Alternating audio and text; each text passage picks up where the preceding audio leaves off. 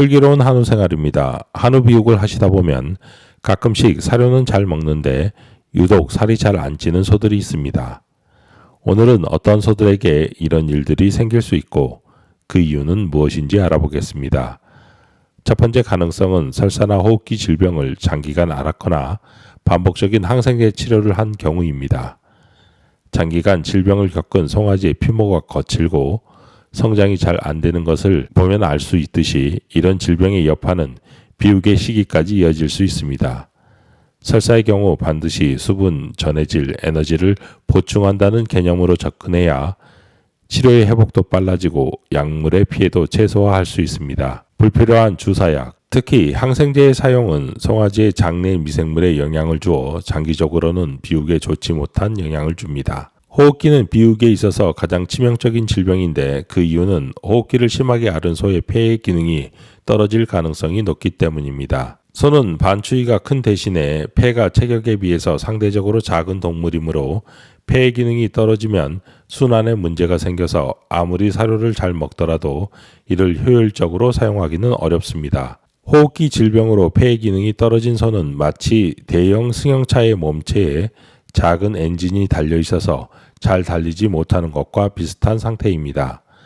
두 번째 가능성은 공급되는 사료가 어떤 특별한 개체에서 성장을 이끌어내기에는 부족한 경우입니다. 학교의 급식을 가지고 설명해 보겠습니다. 초등학교, 중학교, 고등학교의 급식 메뉴는 어떨까요? 당연히 나이에 따른 학생들의 체격이 다르고 필요한 영양소가 다르기 때문에 식단은 다를 수밖에 없습니다. 그런데 만약 특별한 사정이 생겨서 고등학생 한 명이 점심시간에 초등학교에 가서 밥을 한동안 먹어야 한다면 어떤 일들이 발생할지 가정해 보겠습니다. 다른 초등학생에게는 그 식사가 충분하지만 고등학생에게는 부족한 식사입니다. 여러분의 농장에서도 이런 일들이 발생할 수 있습니다.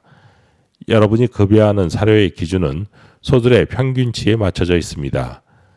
그런데 만약 유독 골격이 큰, 즉 초등학생 사이에 낀 고등학생 같은 소가 존재한다면 그 평균의 사료에 반응해서 성장이 일어나지 않습니다.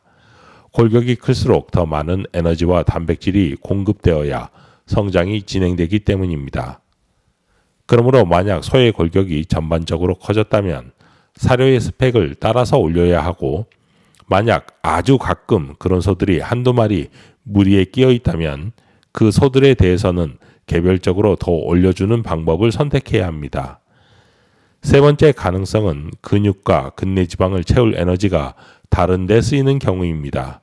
혹시 여러분은 이런 체형의 소들을 보신 적이 있으신가요? 소의 체형이 유독 내장 부위만 큰 경우입니다.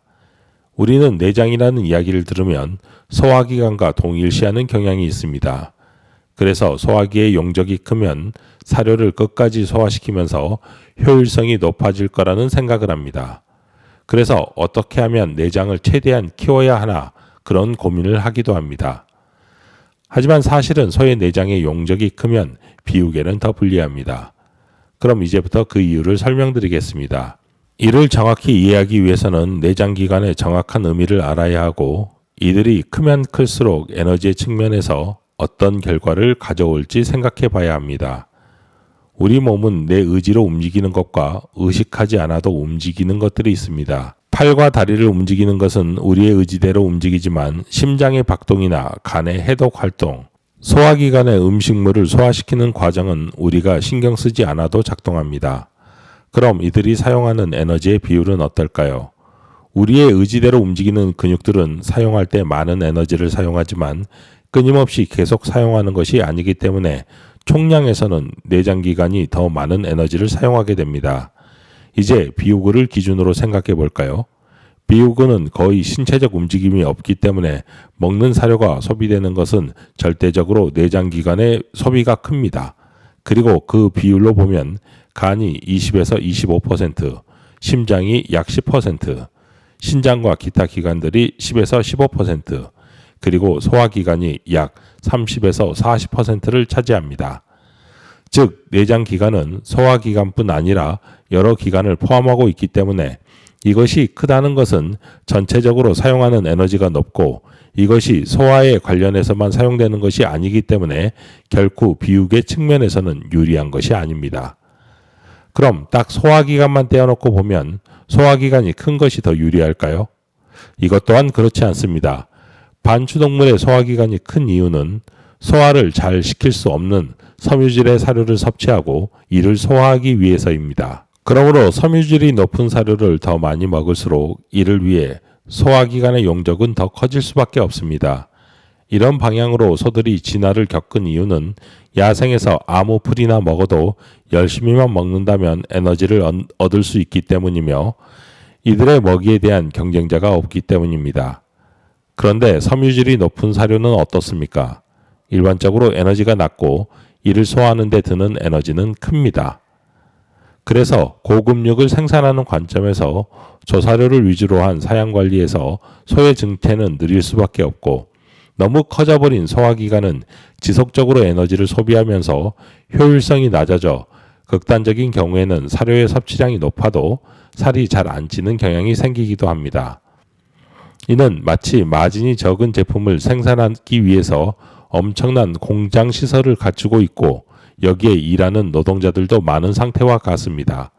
그래서 같은 고급육 생산을 위한 높은 스펙의 사료를 사용하더라도 소화기관을 포함한 내장기관이 적은 소들은 손실되는 에너지가 적어서 이를 증체와 근내지방으로 효율적으로 전환하는 것이 가능하고 반면 내장기관이 큰 소들은 손실되는 에너지가 커서 효율성이 떨어집니다.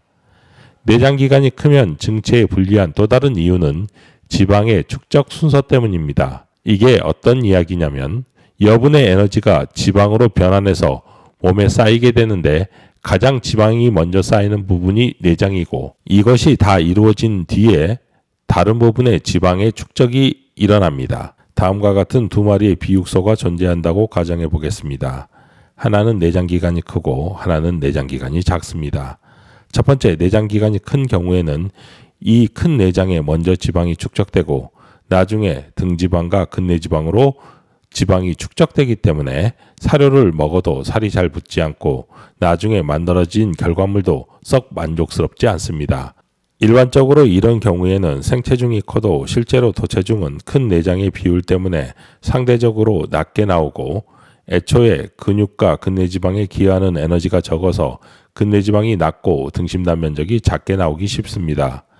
그럼에도 불구하고 이를 극복하기 위해서 보다 더 많은 시간을 투자해 장기 비육을 하더라도 이런 소들은 근내지방이 조금 높게 나올 수는 있지만 여전히 등심단 면적은 작은 형태로 나와서 경제적이지 않습니다. 반면에 내장의 크기가 작으면 내장 지방이 빨리 차고 이것이 다른 성장으로 이어지면서 도체율이 높고 근내지방이 잘 발달하기 좋습니다.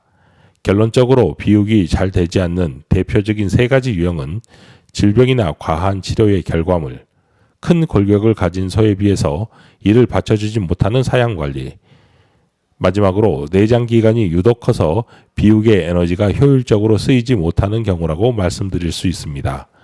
오늘의 내용이 도움이 되셨다면 더 많은 분들이 보실 수 있도록 좋아요 버튼을 눌러주시고 오늘 내용 중 궁금하신 사항이나 강의, 컨설팅의 요청은 고정 댓글에 남겨진 연락처로 연락을 주시면 성심성의껏 답변 드리겠습니다.